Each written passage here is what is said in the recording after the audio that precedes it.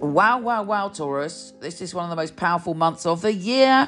Hopefully, May was kind to you because that had some great astrology as well. But this is huge news, literally, because Jupiter is so huge in and of itself. And Jupiter in Gemini is trine Pluto in Aquarius. And why is this good for you? Because it is great for abundance. And in fact, abundance, security, success are the key words for you in July. I mean, staggering amount of opportunity. So take advantage of it. Of course, if you ignore the tune that the cosmos is playing and don't use it, then you won't benefit as much as if you go, right, I know that this vibe is out there. I'm going to take advantage of it and I'm going to push myself all the way when it comes to opportunity, when it comes to career, when it comes to my life purpose. And it is big news. So this happens very, very rarely that Jupiter trines Pluto. Pluto is obviously the lord of transformation. It's about big change and you going for it and you pushing yourself and you seeing the biggest horizon in front of you and fearlessly going, yes, I am ready to open up and trust and evolve and grow. And that really does need to be your key words. Mercury is sextile Neptune on the 3rd as well. So you may be getting a higher calling. Mercury is in your sign. So there may be a very, very important conversation with a group of people. In fact, if you want to have a meeting with anyone, make sure you do it around the 3rd and it could be incredible. Your ideas will be flowing thick and fast and other people will see that your ideas can be grounded. Mercury also shifts signs on that day, so it leaves your sign just after the sextile with Neptune and it goes into Gemini, and it means your ideas are out there and then you can ground them, then you can dig the foundations and away we go. With the big Jupiter trine Pluto on the same day, I mean, all of this happening, it is just extraordinary for you. So make sure you plan to do something on that day and you really, really go for it. Mercury is also trine Pluto on the 4th. You're making some radical decisions this month and right at the beginning. I'm actually putting these up early so that everybody knows this information because it's so huge. In other news, we have the Sun and Venus joining forces on the 4th, the same day that Mercury and Jupiter do. That should be a lovely day with lots of positivity and uplifting energy. Again, make sure you do something wonderful. You know, being a Taurus, you might want to get cozy when Venus is joining forces with the Sun, with the people that make you feel great and the people that uplift you. There's a new moon in Gemini on the 6th, and it's about your security and your abundance. What do you need to change? Luckily for you, extraordinarily luckily for you, the new moon is joining forces with your ruler Venus. Yeah, baby. There is some extra sparkle and magic in that new moon for you. So what do you need to surrender so that you can have abundance and security? What do you need to embrace? And what do you need to step into to have that? You got to do something because the new moon is all about letting go and joyfully let go of whatever's holding you back. Have the faith in yourself and the universe on that day. Now, Venus, your ruler, is square Saturn on the 8th.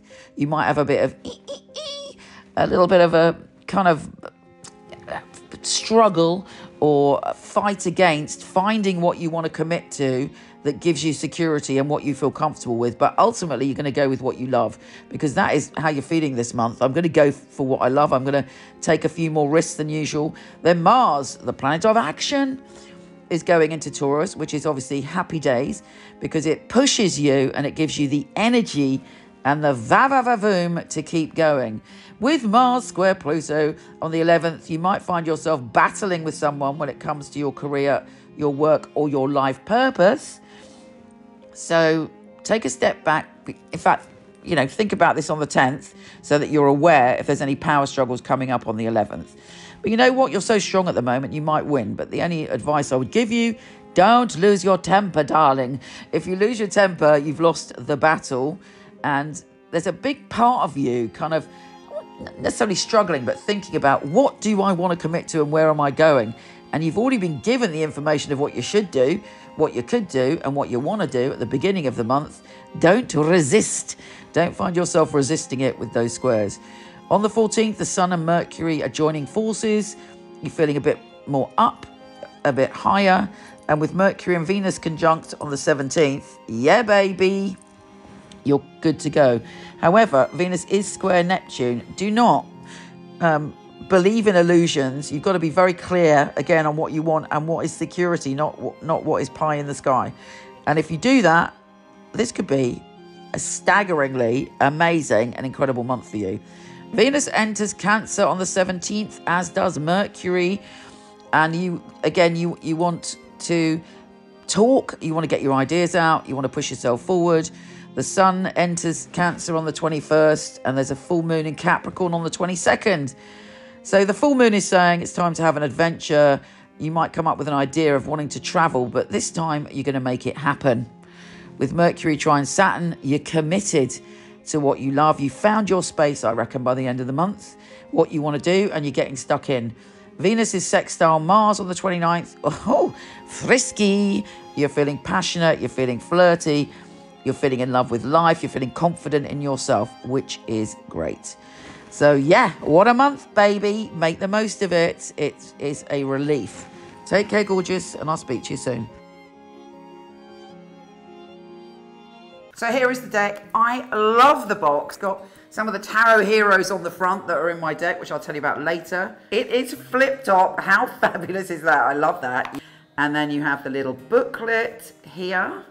Little nuggets of information about each card. Here they are. Notice the gold. The Fool. The Magician.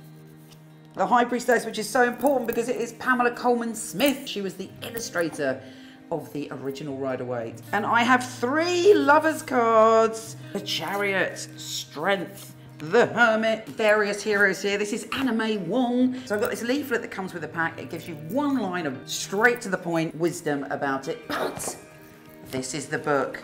And I'm so pleased with it because what I aim to do with this deck is to inspire your own psychic ability, but also to empower you and uplift you every day with the message of the card. Let's take a look inside. In it, we've got the meanings and readings. All my knowledge is in this book, all my love and all my heart. I talk to you about my journey, and I talk to you, most importantly, about how to dive in and learn the tarot really quickly, because that's the way I roll. Very easy guide. I talk to you about reversals and how to empower yourself and feel the love of the tarot. And then there's a little space where you can do your readings. And at the back, really importantly, I talk to you about all the card characters, the amazing things they did in the world to inspire us. Just to give you a taster, let's pull a card, see what we've got.